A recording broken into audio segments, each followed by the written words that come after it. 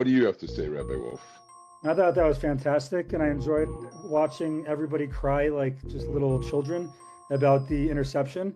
It's funny if you watch the guy on the replay like, go down on that controversial play, like he looks like bummed out. He doesn't like celebrate like they're about to win this critical game. He's like bummed because he knows he never had it. So these people in Buffalo, like I love you, God bless you. I feel bad for you. Unfortunately, just a history of just pathetic losses. Not a winning city. I feel bad for you. Everyone I ever met from Buffalo, I really like and respect, and I feel for you guys. But stop crying, please. That's what I feel about that. And welcome back. We are so excited to be with you. Unfortunately, we have 5 minutes. We've been quite busy, but worry not. We are going to find a set time and give you a proper, full-length sports analysis and rabbinic analysis. But we wanted to just come with you right now. It's right before the AFC Championship game. I'm sure we have both a lot of thoughts on this. Rabbi Katz, how are you feeling about the Broncos playing in the AFC Championship and the Chiefs in Cancun right now? How are you feeling?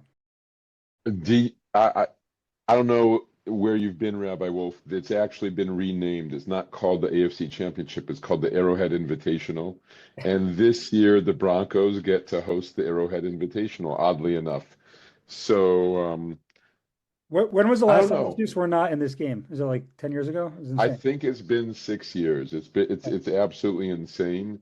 And it's been in Arrowhead almost every year as well, except for the years that we did it. I have mixed feelings. On the one hand, it was happy to see Josh Allen bow out yet again. Just gotta admit, like I actually think there's something wrong with either the management or the coach. Don't know which one it was, but like a lot of talent in the team, a lot of holes in the team. Happy to see them go down. What do you have to say, Rabbi Wolf? I thought that was fantastic, and I enjoyed watching everybody cry like just little children about the interception. It's funny if you watch the guy on the replay like, go down on that controversial play, like he looks like bummed out. He doesn't like celebrate like they're about to win this critical game. He's like bummed because he knows he never had it. So these people in Buffalo, like I love you, God bless you. I feel bad for you. You're, unfortunately, just a history of just pathetic losses. Not a winning city. I feel bad for you. Everyone I ever met from Buffalo, I really like and respect, and I feel for you guys. But stop crying, please. That's what I feel about that. I'm Okay, sorry, I couldn't hear you. I think the referee just blew another offensive or defensive pass interference. I couldn't hear you over the whistle. They're listen. still calling pass interference calls on the Bills. Someone just tell the referees the game is over. They don't have to call another one. I can't hear I, you. The whistle is I too loud. I felt like the Chiefs for a minute when those whistles are blowing at the end of the games to give them the victories in the playoffs. Like I felt like what it feels to be a Chiefs fan. I would have preferred we caught it cleanly, but that's okay. Right. The difference is that you don't have the confidence that you have a quarterback capable of winning a playoff game, and the Chiefs do. I hear you. So, Rabbi Wolf, what do you have to say? Is your defense strong enough to carry? Now, first off, is this an upgrade? According to many people, switching from your starting quarterback to some guy on the street could potentially be an upgrade.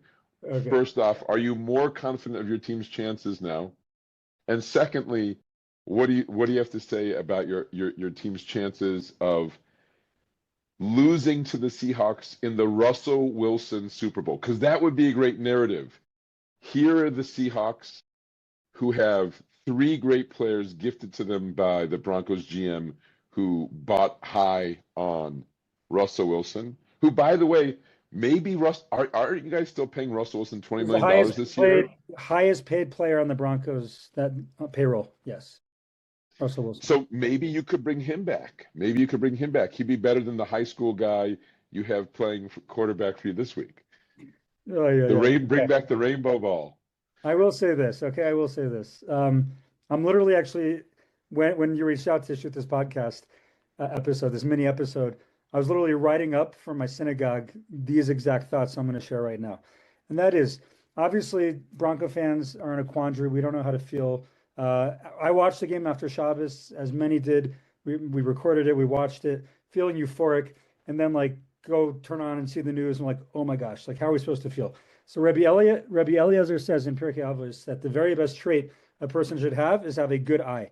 What does that mean? It means in life you can see things very pessimistically, negatively, and therefore be a miserable person, or you can see optimistically and therefore be a very happy, joyful person. I'm going to choose the latter. I'm going to choose Rabbi Eliezer's advice. First things first, from a positive lens, and you might make fun of me for this, fine, but I'm going with Pirkei Avos and Rabbi Eliezer, so make fun of that all you want. But if you would have told me at the beginning of the year the Broncos would be playing in the AFC Championship game, hosting a game at the AFC Championship in the 1 seed, I would take it. I'd be very happy. If we get blown out in this game, it's a massive success for the Broncos, first of all. Okay. Second of all, I don't even think that's going to happen. The Broncos are going to win the game. Why? Because the most important position in all of sports, and in all of football at least, is not the quarterback, is the head coach.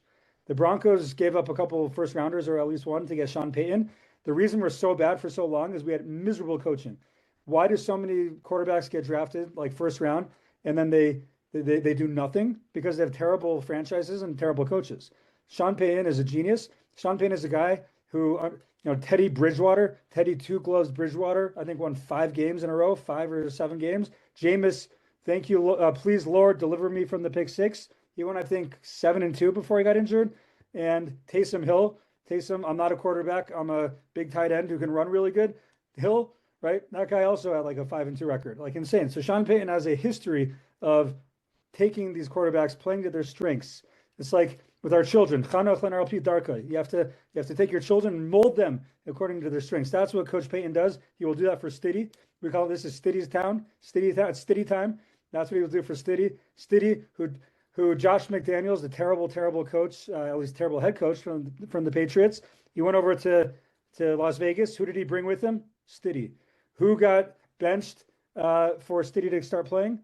Derek Carr. Right, Stiddy is the real deal. Stiddy could be a starter on maybe 10 teams in this league, and he can win a game. He can throw the ball nicely. He's an absolute stud, he's pleasant to look at, and he will deliver us not only an AFC Championship, but quite likely a Super Bowl as well. That's my take.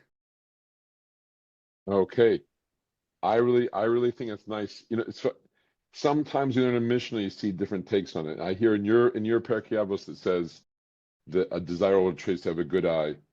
I thought once I saw it said you should also have a good ankle. I could be wrong about that, but we got to go. I felt bad for Broncos fans because you always want to put your best foot or ankle forward, and it's hard to do it when the most important position is clearly the quarterback. I agree that a good coach is essential, but it's not a position. The most important position is the quarterback. And losing your starting quarterback, but I'll tell you a reason to be optimistic. The most important position in the NFL for most teams is the quarterback. But when your whole approach is we're going to win with our defense, I actually think the Broncos have a really good chance to make the Super Bowl this year. So the quick idea I'll simply share is that I don't want to share any good or bad mojo for the Broncos. It's an interesting thing. We see that so many head coaches getting fired, and it's like, come on, really? Blame the coach for this? Last time I checked, as you said before, Rabbi Wolf, the coach has such an enormous impact.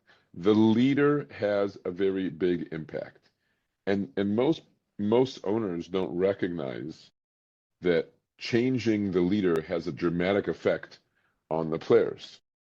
And so in the weekly tour portion, we're learning about Moshe getting ready to take the Jewish people out. What's the parsha called? What's the parsha called? Is this a trick question? Is like something halfway I say the name of the parsha? No, just like what's the parsha called? Just what's it named? Parshas Bo. Bo. Okay. Yes, it's the parsha. When the Jews left, they did not break the ankles of the Egyptians, and nonetheless, it's called Parshas Bo. When the Jews left Egypt, okay, there's no comparison between the Jewish people leaving Egypt and the broken ankle Bo Nix, who I feel bad for him. He's probably joined the Chiefs in Cancun, as you said. Is he going to come to sit on the sidelines with crutches this week? Oh yeah. Yes. Okay. It's not a broken ankle, is it? Is it a sprained ankle or is it a broken ankle? A broken bone in his ankle, but yeah. Okay. He should have a speed. Oh, really? They think he'll be back for the Super Bowl? Probably not. Okay. All right. So anyways, okay, quick idea, and then we'll call it a day. So interesting thing that the Jewish people, before they go out, they have to do something. God doesn't just say, listen, you guys, by virtue of being descendants from Abraham, I promised Abraham that I'm going to take you out after you're subjected to slavery in a land where you're a stranger. The Jewish people had to earn it in a certain sense. And so we see that it's not just enough to rely upon a promise from Hashem.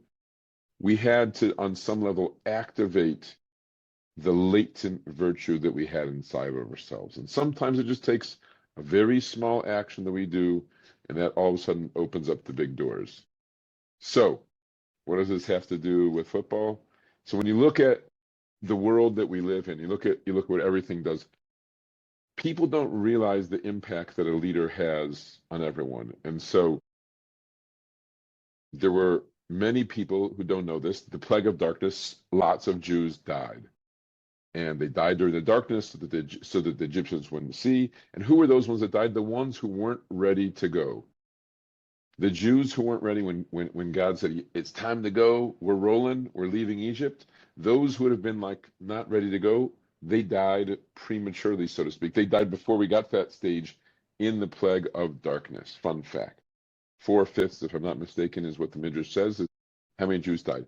So in other words, the ones that were ready to go are the ones that said, it's go time, I'm going to go now. Even if I don't know how it's going to work out, what are we going to eat, what are we going to do? They went into the wilderness without food prepared.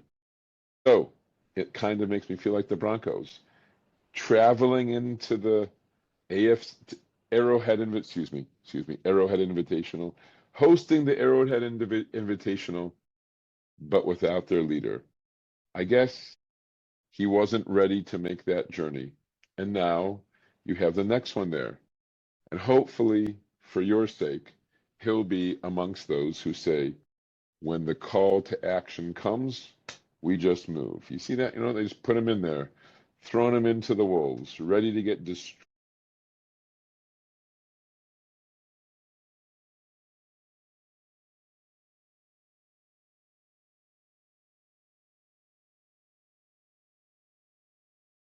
Okay, I think we lost Rabbi Katz there. I don't know what he was about to say, but we will leave it there for now.